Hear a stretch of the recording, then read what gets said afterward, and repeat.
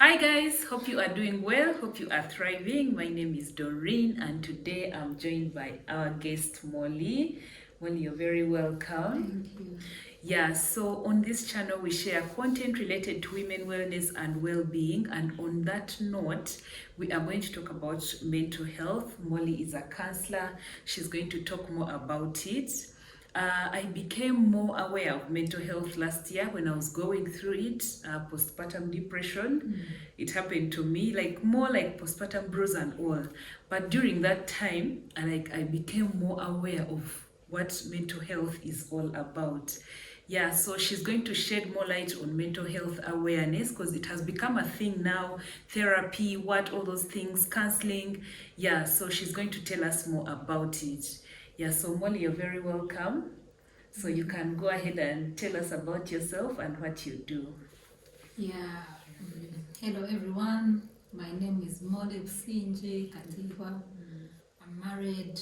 I'm a midwife, and I'm a counselor, and many other things. I'm also a mentor and a Christian mentor. Yes. So, like Doreen, you have said it. Mental health is on the rise. We see different things happening nowadays.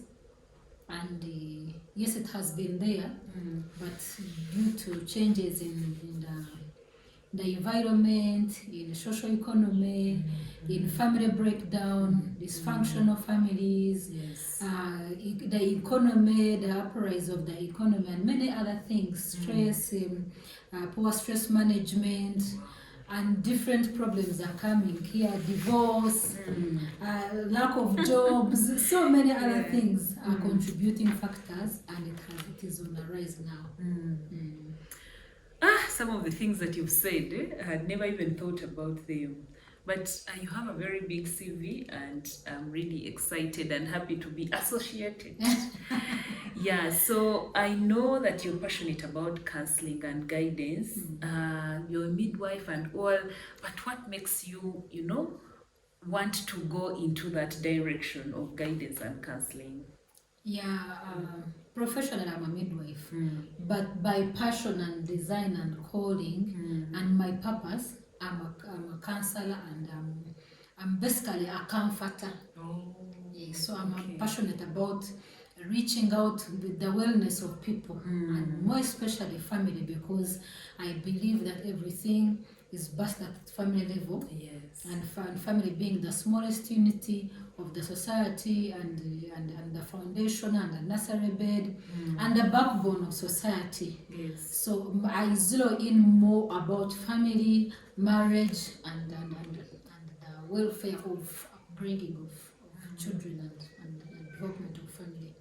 Yeah, so what inspired me most basically is what I went through. Me, as I grew up, there are different many things I went through, and I never want to see someone go through the same if I can help, especially knowledge, because you see, lack of knowledge enslaves you. Yes. The Bible says that my people perish because they lack knowledge. Yes. We are in an environment where we are focusing on almost everything apart from knowledge, apart from self-development, apart from self-awareness.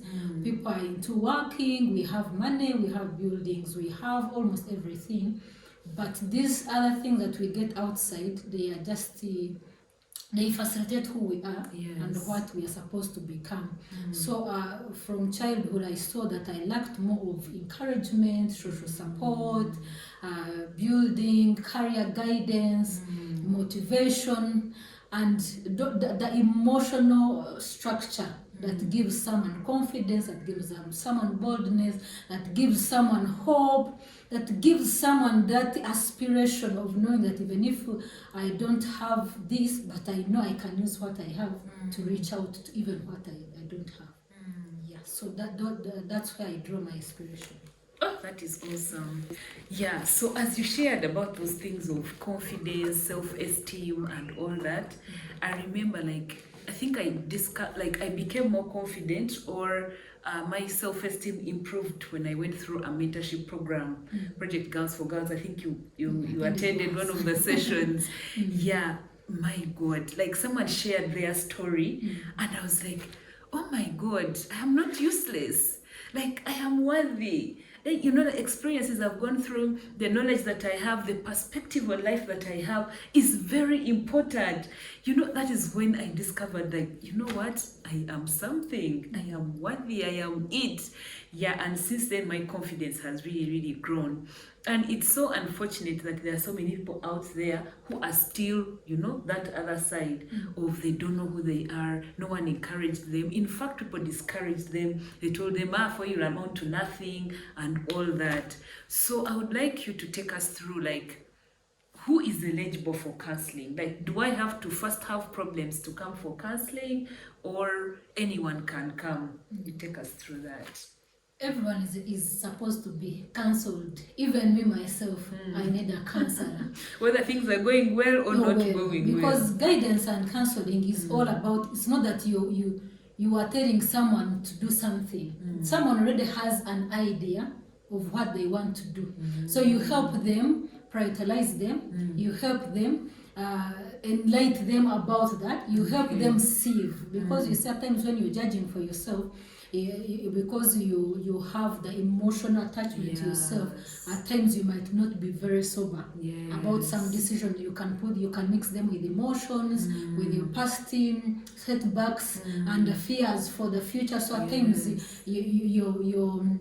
your ideas get lost or submerged or suppressed by the past fears and the present fears and what you're going through. So but when you talk to someone, because for them they are not putting that emotional base to about to your issues. They are neutral. They are liberal about it. So they tell you like this is possible. You only need to believe in yourself. So everyone is entitled and everyone needs a counselor. Even us counselors, we need counselors because we also go through some things.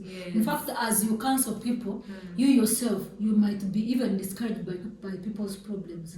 So that's why even us who counsel people, we need counselors, because it's not when people hear about counseling, they think it's for people who are depressed, who are drug addicts, who are like those extremes, abnormalities, personalities. No, but everyone, because that's even you see we talk about guidance and guidance in schools. The child already feels something they want to do, but you want to align them because you have a better experience than them. You can project further than how they can project. So you just guide them to what they want to do and show them the different options and different roads of how to reach on what they want to reach. Not that you give them what they want to become. No, they already have a feeling, they already have a vision, they already have things that trigger them. So you just give them a base, you just give them a platform. So everyone needs a counselor. Oh, wow, that is awesome. Yeah, so what I hear you saying is that children need counselors, parents need counselors, a sister need a counselor. Families need counseling. Like family counseling, then also the children counseling and all that. Because these people help us, equipped professionally to help us or guide us into the right way. Because sometimes you feel like you're going the right way and then you hit a roadblock and you're like, now I'm finished. You know, because now you can't see ahead anymore. But when you visit these people, they can, continue to help you. You met this roadblock, but if you go here like this, you will continue on your journey. Yeah, so all of us need guidance and counseling. Besides, all of us are going through something. And all of us are going somewhere. Yes. Where you have not been. Yes. So you need guidance. It's like how you go to a national park. A guide that just takes you, tells you the shortcut is here, the leopards are here, the lions are here. When you come this time, you see this. So it's not that you cannot walk that national park alone. You can. But because they have been there, they know the dangerous places, they know the possibilities and the do's and don'ts of that place because they have overwalked that same place. So these counselors and the counselors help us to, actually I think you help us to take the easy route, because you help us to not meander around. You guide us. You're like, but if you go here like this, if you go here like this, and then we are able to go through life easily. So I want you to take us through because someone may wonder like exactly what happens during a counseling session. So I would like you to take us through, like a counseling session. Like me, Doreen, I have come. Let me give an example of I have challenges in my family. Yeah, so take us through, like from the beginning, from the time I've come and all that. Of course, when you talk about that whole session is long, depending on which type of client you have gotten. But of course, the very first day when you meet a person, it's basically like the baseline. Like it is history taking, it is creating a rapport with a person, a relationship. Because you imagine they have referred you to me, you've never seen me, I've never seen me. So you as a patient, you come when you have your own doubts. Will this person help me? Are they able? Well, maybe we connect. You don't know at times the structure. At times someone can be expecting someone big and they find someone is small. They can be expecting someone is small, they find someone big. Can be expecting a lady, they find a man. They can be expecting someone older than them, they find someone younger than them. So all those matrix determine. So when you come to the counselor for the first time in their office, or they find you at the office, or you meet somewhere in a hotel, in an open place, anywhere, the first time is always to create a relationship, because that relationship is the basis of whether this person will open up or they will not open up, whether they will trust you or they will not trust you. The first image that you create before your client matters. And as you talk, I'm encouraged or reminded that if I go to see a counselor, I should expect anyone. Might be an old person, a young person, a male or a female. Like I should be open-minded. Yes, because these people are professionals. They know what they're doing, despite their demographic. Yeah. So that is always the baseline. The time you see it, how you welcome them, how they enter in your office, how they find the office is, the attitude you portray, also the attitude they portray. You are able to tell whether this person will open up or they will not open up, whether you will have other many sessions with them or this is the last one. So that whole atmosphere matters a lot. So that at the first time you meet with someone determines whether you will have many sessions after, whether you will stop there, whether you will refer them, or they will not come back, because all that is determined in that. So the session can be many, the session can be few, depending on the type of client and how they are easy to open up. Because there's someone who will open up like on the 7th session. But they are willing to keep coming. But they are willing to keep coming. Because of your posture, because of the way you welcome them and all that. Yes, so I see a lot of patience with you guys, a lot of understanding. And even the condition they are going through. Because like if you're meeting an addict, that means you have more sessions.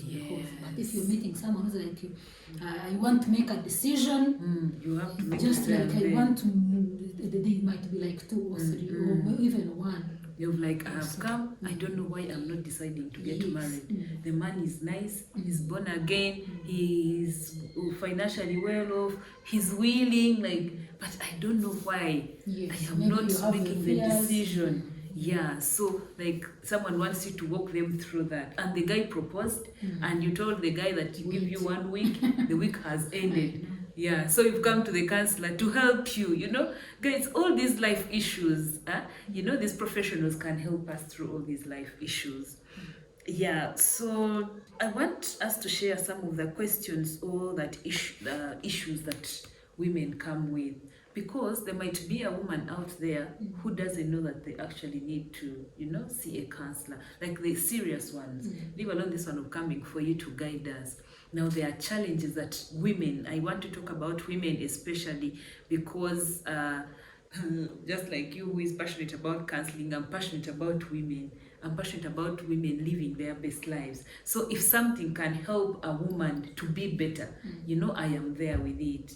Yeah, so what are some of those issues that women face, or like through your guidance and counseling journey, that people have come with, that if I'm going through it, I should know that, what, let me go and see someone. Yes, one of the questions is about hormones. hormonal imbalance. Also causes issues. Someone is going through that crisis where hormones are like unimbalanced, and the husband is not understanding. The husband thinks maybe, like for example, like sexually, maybe thinks that the woman doesn't want, or maybe is having an affair outside, so she doesn't. That's why she doesn't want, and yet the woman is doing almost like everything, even beyond. They reach at a point of drinking this, using this herb, buying this medicine, doing almost everything, so that to make sure their marriages thrive and stay. Then the other one is challenges with children, especially teenagers. Because also those teenagers at that time, they are going through different hormones. Their bodies are growing, and they don't know why they are having these hormones. They don't know why they feel this and act this. So the parents, at times, they are not equipped to deal with teenagers' challenges, mood swings, their desire for sex and relationships and going out and things like those. So you find women saying, this child, and what can I do?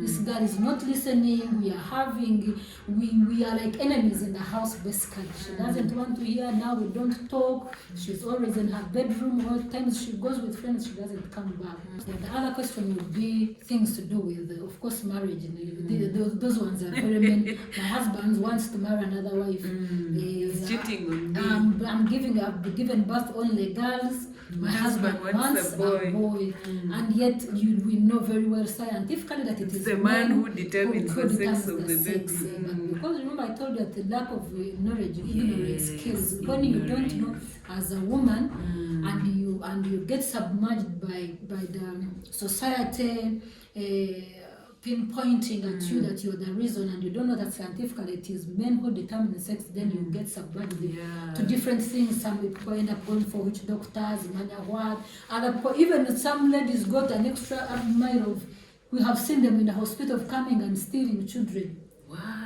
They buy a child, they agree with the midwife and give her all the money. They come when they are pregnant. They pretend that they are pregnant. They enter in the labor suit for them. They've already done their contract with the midwife.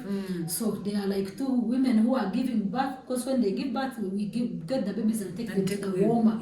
So the person can exchange them. Or someone will say that the child has died. What will you do? What will you do? Your child was there, but they have passed on. We have taken them to the world. Oh my God. So the ladies have gone to that extent. Some people have gone to witch doctors. Some people have even slept with the house boys and even uncles trying to get a boy. But we need to be confident as women. It is God who gives us children, because even those children that you have, the day they were conceived, you didn't know. In fact, you got to know weeks and months after. So it is God who gives us children. Women, we should not submerge ourselves into those demands of the world, of the society, and go to the extra mile of even destroying ourselves. These days, DNA has been DNA.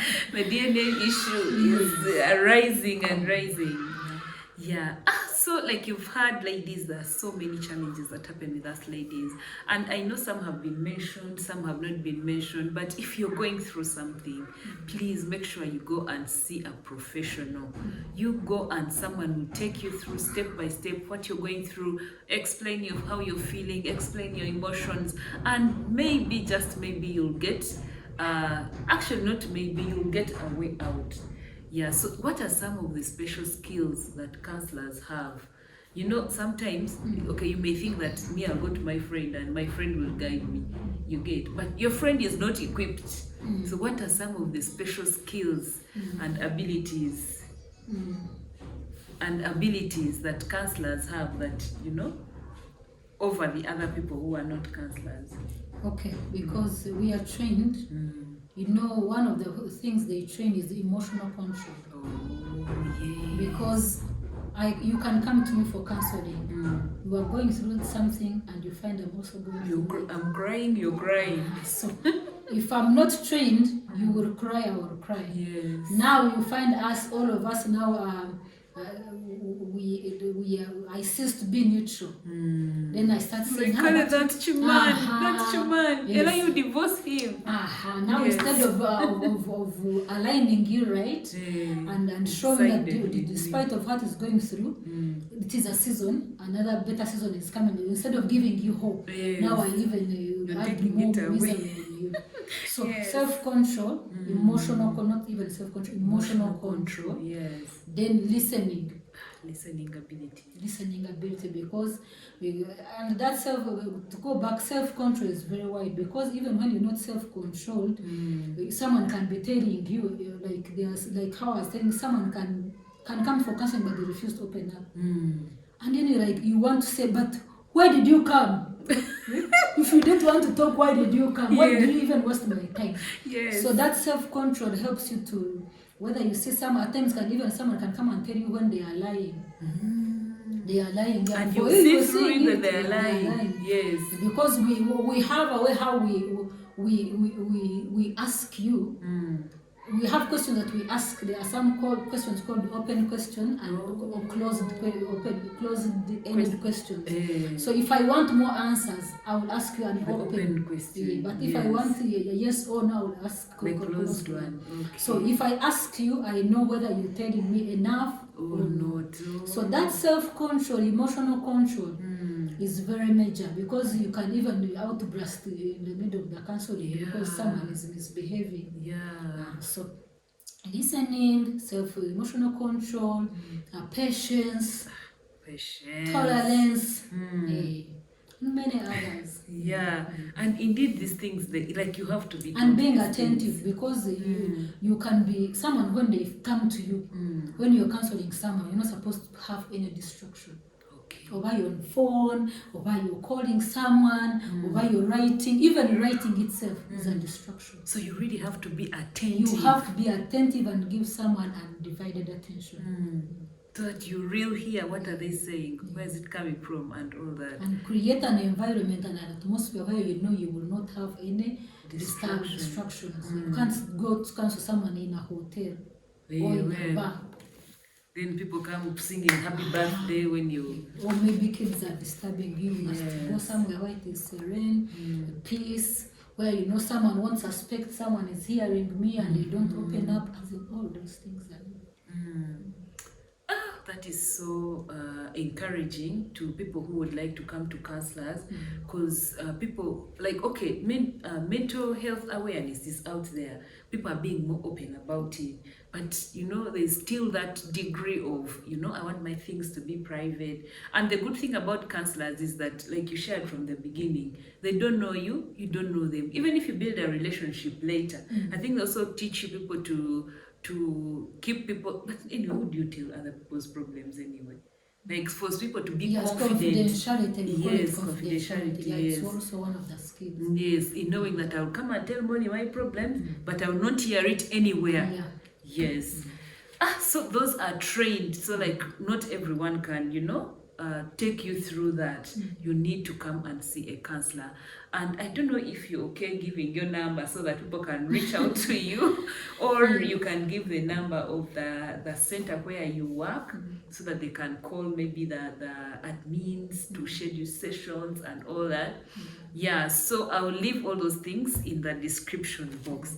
So I don't know, I've finished the things I wanted to ask you, but I don't know if you have like something else you want to add, like some parting shots and all that. Maybe my encouragement, since you talked about lady, you're passionate about ladies. Yes. And also me, when I say I'm passionate about family, but I zero in on a lady, because I know it is a lady that builds up a family. Yes. It's a lady that sustains the stability of the family is seated at the legs of the woman, at the shoulders of the woman. So I want to encourage us women that we need to be passionate and intentional about our marriages, and know that it is work. Yes. And know that the future of our children, the future of our families is based on us. How we train our children, how we raise them up, how we believe, and know also us as women.